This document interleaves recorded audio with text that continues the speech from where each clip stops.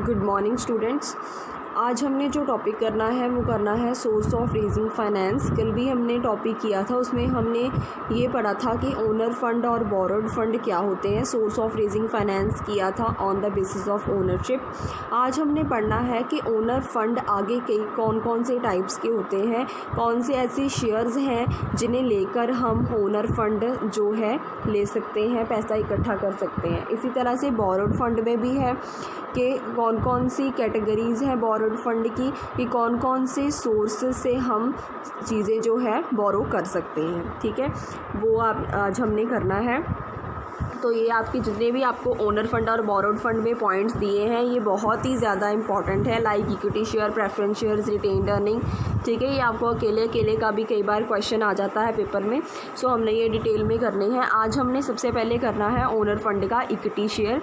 Equity share जानने से पहले आपको पता होना चाहिए कि शेयर क्या होता है। ठीक है, ये देखो आपको नीचे दिया है, share is the smallest unit in which owners capital of the company is divided. कि एक स्मॉलेस्ट यूनिट होती है जिसमें owner capital of the company जो है वो डिवाइड की जाती है। ओनर कैपिटल का मतलब क्या होता है कि जिस पर्सन का बिजनेस है उसकी कैपिटल, जिस पर्सन का बिजनेस है उसकी कैपिटल को हम बोल देते हैं ओनर कैपिटल।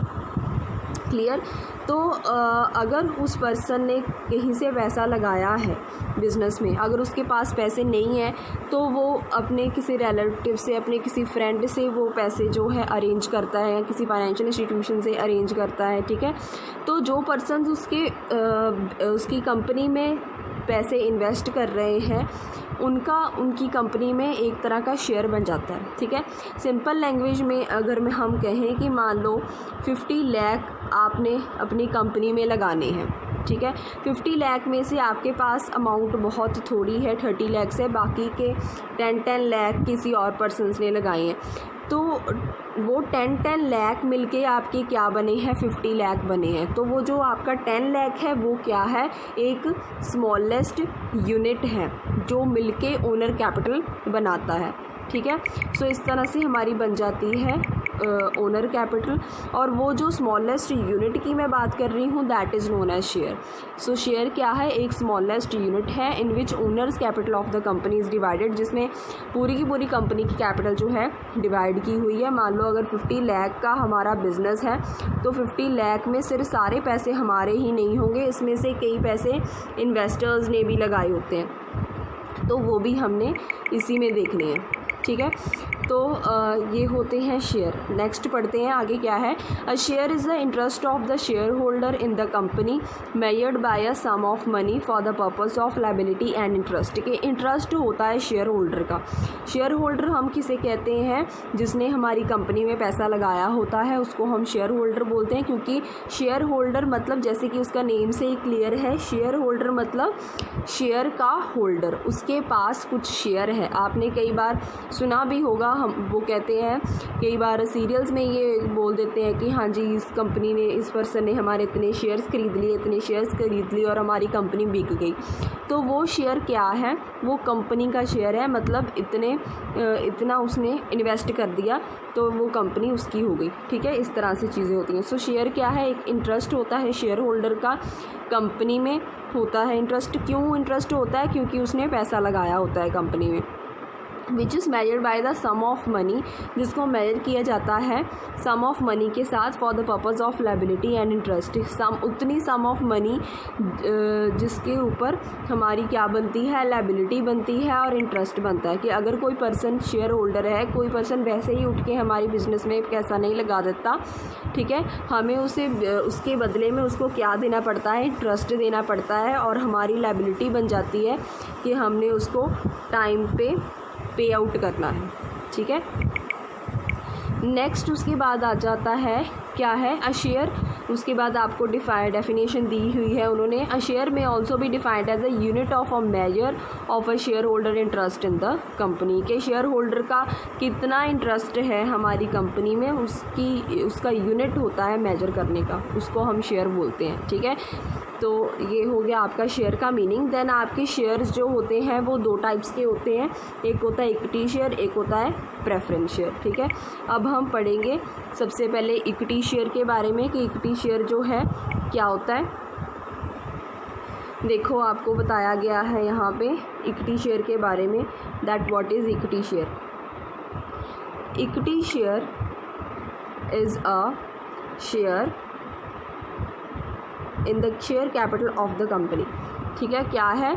शेयर है in the share capital of a company. Equity share means a share in the share capital of the company, एक ऐसा शेयर जो हमारी कंपनी की कैपिटल में है। एंड इंक्लूड्स स्टॉक, और उसमें स्टॉक भी होता है। स्टॉक हम क्या कह देते हैं, किसे बोलते हैं स्टॉक? यहाँ पे चीज़ों वाला स्टॉक नहीं है, ये स्टॉक अगर ज़्यादा अमाउंट ऑफ शेयर्स हो किसी पर्सन के हमारी कंपनी में, उसको हम बोल देते हैं stock. Then equity share is a common security issued under permanent और ओनर फंड कैपिटल। ठीक है, इक्विटी शेयर क्या होता है? कॉमन सिक्योरिटी होती है जो इशू की जाती है परमानेंट और ओनर फंड कैपिटल को, जो जिस पर्सन की कैपिटल जो होती है परमानेंट होती है। मतलब अगर कोई पर्सन है, उसने हमें परमानेंट के लिए पूरे लाइफ टाइम के लिए हमें पैसे दे दिए हैं, 50 लाख रुपीज़ उसने परमानेंट दे दिए, हमें फ़िक्स टाइम पीरियड के लिए दे दिए हैं कि जब तक आपकी कंपनी चलेगी तब तक आप मेरे पैसे रख सकते हो, that is known as equity share. अगर ऐसा कोई पर्सन है तो वो फिर हमारी कंपनी का क्या बन जाता है? ओनर बन जाता है। तो उसकी कैपिटल हमारे पास परमानेंटली रहती है, ये नहीं कि थोड़ी देर बाद हमने उसको वापस करना है। ठीक है, so equity share are the most important source of raising long term capital, कि अगर हमने ज़्यादा समय के लिए कैपिटल लेनी है तो ये बहुत ही ज़्यादा इंपॉर्टेंट सोर्सेज होते हैं। The equity shares are those shares which do not carry any special or preferential right in the payment of annual dividend or repayment of capital। ये लाइन बेटा बहुत ही ज़्यादा इंपॉर्टेंट है, इसको अंडरलाइन कर लेना कि इक्विटी शेयर्स जो होते हैं वो वाले शेयर्स होते हैं जिसके ऊपर कोई भी स्पेशल और प्रेफरेंशियल राइट नहीं मिलता in the payment of annual dividend और रीपेमेंट ऑफ कैपिटल। मतलब जैसे कि अगर आप बैंक से पैसा लेते हो, ठीक है, तो आपको उसको बदले में क्या देना पड़ता है? इंटरेस्ट देना पड़ता है।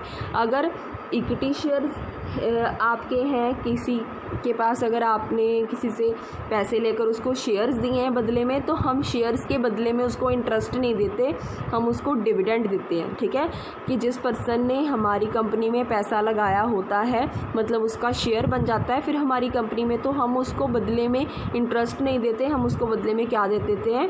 डिविडेंड देते हैं। ठीक है, तो इक्विटी शेयर्स वो शेयर्स होते हैं जिसके पास कोई भी प्रेफरेंशियल राइट नहीं होता in the payment of annual dividend. मान लो आपकी साल के बाद आपके पास प्रॉफिट आया है, तो आपने उसमें से पेमेंट करनी होती है एंड में। ठीक है, तो जिसका इंटरेस्ट देना होता है हम उसको इंटरेस्ट दे देते हैं। तो यहाँ पे प्रेफरेंशियल राइट का मतलब क्या है कि जब किसी को हमने डिविडेंड देना है तो सबसे पहले हमने इक्विटी शेयर्स वालों को पेमेंट नहीं करनी। यहाँ इसके पास कोई प्रेफरेंशियल राइट नहीं होता है। ठीक है, इसको पेमेंट नहीं करनी है, हमने बाकी लोगों को पहले पेमेंट करनी है, इसको बिल्कुल एंड में करनी है। क्यों एंड में करनी है? क्योंकि ये परमानेंट है, इसकी कैपिटल हमारे बिजनेस में, तो हम इसको बाद में इसका जो है कह देते हैं हिसाब वगैरह कर देते हैं, तो उसको किसी तरह का प्रेफरेंशियल राइट नहीं मिलता। ये नहीं कि जब सबसे पहले प्रॉफिट डिस्ट्रीब्यूट होने हैं कि सबसे पहले इसको ही देना है, इसको नहीं देते, इसको बाद में देते हैं। इसलिए यहाँ पे कहा है कि इक्विटी शेयर्स वालों को किसी भी तरह का स्पेशल राइट जो है नहीं मिलता, ना ही डिविडेंड पेमेंट के केस में, ना ही रीपेमेंट ऑफ कैपिटल के केस में। ठीक है, मतलब इनको सभी पर्सन्स के पैसे देने के बाद इनको जो है पेमेंट की जाती है। ठीक है, at the time of winding up also capital of the equity share holder is return only after every claim has been settled. क्योंकि मैंने पहले ही बोला कि ये परमानेंट कैपिटल होती है कि जब तक हमारा बिज़नेस चलता रहता है या जब तक हमारा बिज़नेस बंद नहीं होता तब तक हम ये वापस नहीं करते। तो यहाँ पे देखो वाइंडिंग अप का मतलब क्या होता है? बंद हो जाना। तो अगर हमारा बिज़नेस जो है वो वाइंड अप भी हो चुका है तब भी इक्विटी शेयर होल्डर्स को पैसे तब मिलते हैं अगर आपका सारा क्लेम जो है वो सेटल हो चुका है। If every claim is settle, मतलब हर एक पर्सन के अगर आपने पैसे दे दिए हैं फिर आप इक्विटी शेयर होल्डर्स को जो है पैसे रिटर्न करोगे। ठीक है, देन उसके बाद है prior to the year 2000 the companies were allowed to issue equity shares with equal rights only. In the year 2000 an amendment was made in the companies act permitting companies to issue 2 categories of equity shares. मतलब 2000 से पहले equity shares एक ही तरह के issue किए जाते थे और 2000 के बाद कंपनीज़ एक्ट जो है, जो कंपनीज़ होती हैं उनको एक कंपनीज़ एक्ट फॉलो करना पड़ता है, उसके अंडर चेंजेस हो चुके हैं। उसके दौरान उसके अकॉर्डिंगली क्या हो गया कि इक्विटी शेयर्स 2 तरह के इशू किए जाते हैं, इक्वल राइट्स वाले भी और डिफरेंशियल राइट्स वाले भी।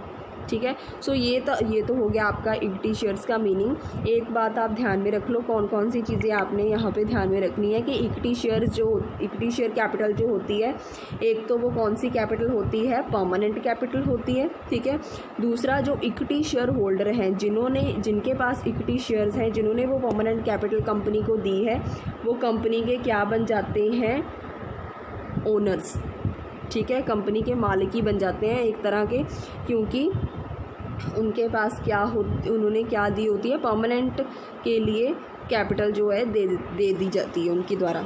ठीक है, उसके बाद है फीचर्स ऑफ इक्विटी शेयर्स।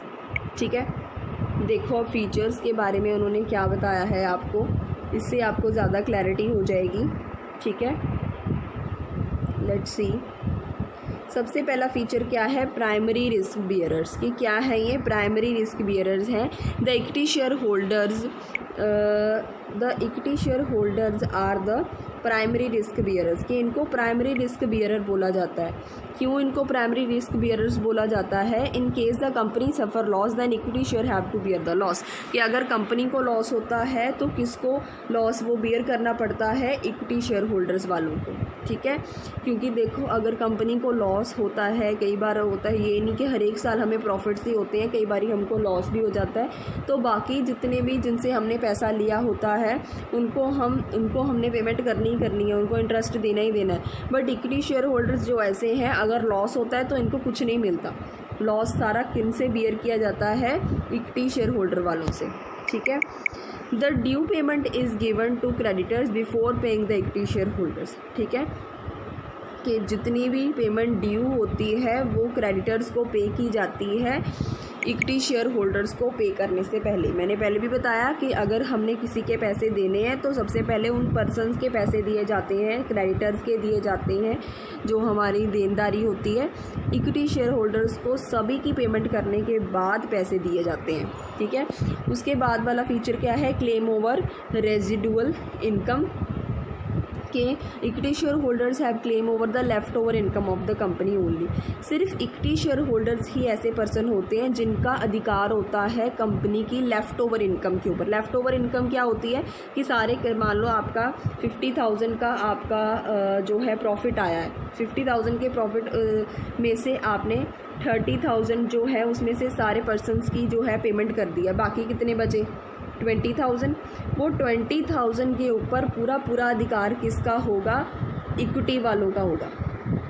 ठीक है, उसके ऊपर पूरा अधिकार किसका होगा, इक्विटी वालों का होगा। मतलब सारे पर्सन्स की पेमेंट करने के बाद जो पैसा बचा है वो सारा किसको मिलता है, वो इक्विटी शेयर होल्डर वालों को मिलता है, क्योंकि वो ओनर्स होते हैं कंपनी के, उन्होंने पैसा लगाया होता है। They get the share in the income left after satisfying the claims of all the creditors, outsiders and preference share holders, के सभी क्रेडिटर्स वगैरह के पैसे देने के बाद जितनी इनकम जो सारी बचती है वो सब सारी इनकम किसकी होती है, इक्विटी शेयर होल्डर्स वालों की होती है।